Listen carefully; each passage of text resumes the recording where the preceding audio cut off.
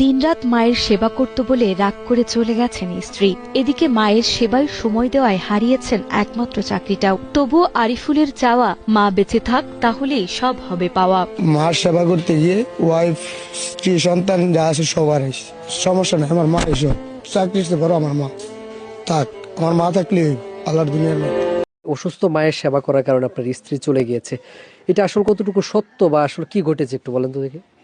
ভাই পুরোটুকু সত্যি ভাই, মার সেবা করি দেখে মনে করেন যে থাকতো না, এই সেবক অনেক কিছু ভালো হয়েছে বলছে। আমার ওখানে যাইতাম ভাই, আমি ওখানে ঘর জামাই থাকতাম, ঘর বাড়ি ঘর করে দিব, ওখানে যাইতাম। আমি বলছি না, আমি ওখানে থাকতাম না, যদি পারো আমার সাথে, আমার বাড়ি আছে, ঘর আছে, আমি ওখানে যাই। পরে বলছে এখন এখন ওই তাও লাগবো না, লাইতাম। আমি বলছি যে না, ওই যে আমার যাওয়া, আমি যাইতেছি, এই যে শেষ যাওয়া, তোমার অনেক ব্যবহার তো করছি, তুমি যাইতা না, আমি যে মনে করো শেষ যাওয়া যাইতেছি, এই যে যাইতেছি, যে ফিসে আর ফিরা চাইতাম না বইলা। পরে তারপরে এসে পড়ছি, আইতো না। কিছুদিন পরে ডিভোর্সের কাগজ পাঠাই দিছি, ফোন দিছি অনেক, ফোনের মাধ্যমে অনেক কথা বলছি। ওরা আমি ভালো হতাম না, এসে বকর সকর খারাপ, আমি খারাপ কাজ কাম করি, মার সেবা যত্ন করি, তো আইতো না। মনে করেন যে এখন হয়ে গেছে। আমার শাশুড়ি আমার অনেক গালিগালাজ করছে, ফোন দিয়ে দেখা হুমকেও দিছে। সেখানে গেলে মনে করি যে মেয়ে একটা আছে, দেখবার ট্রিক না করছে, তাই মনে করেন যে যাই না। আমি আমার মায়ের পালাই দিব কইছি যে আমি আমার মারে নিয়ে আসি ভাই, বউ সন্তান সব বাদ দিয়েছি, আমি মার পাশে যে থাকতে পারি আজীবন, এটাই। আপনার শ্বশুর বাড়ি আপনাকে বাড়িঘর করে দিতে চাইছে, টাকা পয়সা দিতে চাইছে যতটুকু শুনেছি, তো আপনি সব এত সুযোগ ছেড়ে মার কাছে আছেন, কি আশায় আছেন? মার কাছে আমার মা ছাড়া তো কেউ নেই। আমার একটা বোন থাকতো, মনে করেন যে আমি দূরাবিল পরে থাকতাম। আমার ছোট ভাই থাকতো, এক কথা আছে। আমার বড়রা মনে করেন যে হেরাই চলার পারে না, হ্যাঁ করে সংসার আছে, বউ লাগান আছে, হেরাই টুকিটাকি কাজ করে চলে সংসার। মানে আমার মার পাশে তো কেউ নেই, আমি গেলে মা একবারে নিরহ। তাই আমি ভাই এই চিন্তা করে আর যাইনি। মার দোয়াটাই সবচেয়ে বড় ভাই। টাকা পয়সা, ধন সম্পদ, ঘর আমার লগে যাইতো না, আমার মার দোয়াটাই আমার সাথে থাকবো।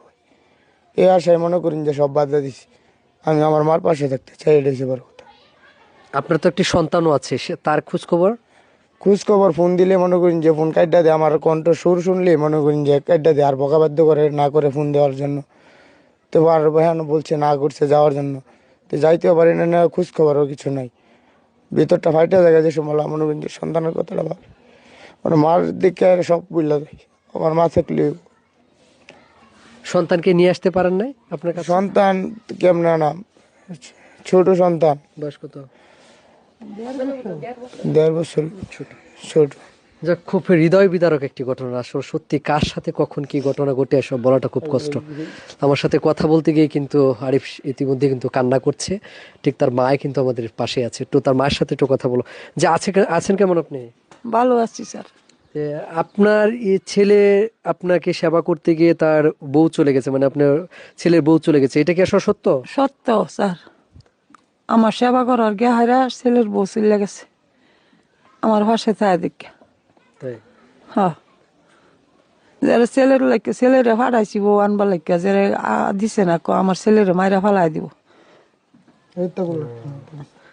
যাই হোক, প্রিয় দর্শক, আপনারা যারা ইতিমধ্যে অনেকেই তাদের এই সংবাদটা ইতিমধ্যে অনেক গণমাধ্যমে দেখেছেন, তো আপনারা যারা এখনো দেখবেন, আমি আপনাদের বলবো যে এই যে আন্টি রয়েছে তার কিন্তু দুটি পা না থাকার কারণে করবেন। সবাই ভালো থাকবেন, সুস্থ থাকবেন, এ প্রত্যাশা করি। সবাইকে ধন্যবাদ।